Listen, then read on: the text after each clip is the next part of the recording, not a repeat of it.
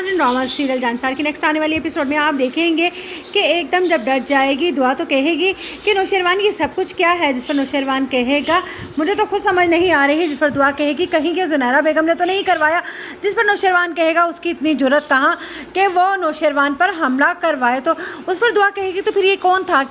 और क्या चाहता था, जिस पर नौशेरवान कहेगा कि मुझे सब समझ आ रही है कि ये कौन था और क्या चाहता था, तुम बेफिक्र रहो, तुम पर आँच भी नहीं आने पाएगी। दुआ ये बात समझ जाएगी कि ये नौशेरवान के ही किसी झगड़े की वजह से उस पर हमला करवाया गया है। वो ये नहीं जानती कि नौशेरवान की वजह से नहीं बल्कि दुआ पर खुद हमला करवाया गया है ताकि दुआ को रास्ते से हटाया जा सके, और ये हमला करवाएगी कशमाला। लेकिन जब कशमाला की बातें सुन लेगी नौशेरवान की माँ तो वो कहेगी कि कशमाला तुम इस हद तक गिर सकती हो, मैं नहीं जानती थी, जिस पर कशमाला कहेगी तो आप क्या चाहती हैं, पहले मैं बेवगी की ज़िंदगी गुजार रही थी और अब मैं एक सौतन को अपने सर पर कायम कर लूँ, जिस पर कहेगी नौशेरवान की माँ के तुमने जो कुछ भी किया तुम्हारा तरीका गलत था, अगर तुम नौशेरवान का दिल अपनी मोहब्बत से जीतती तो शायद वो आज तुम्हारे साथ होता, लेकिन तुमने शायद कोशिश ही नहीं की। जिस पर कशमाला कहेगी कि आप भी मुझे ही दोष दे रही हैं, आप भी अपने बेटे को कुछ नहीं कहेंगी जो किसी कोठे से लाकर एक लड़की को इस इज़्ज़तदार घराने की बहू बनाना चाहता है।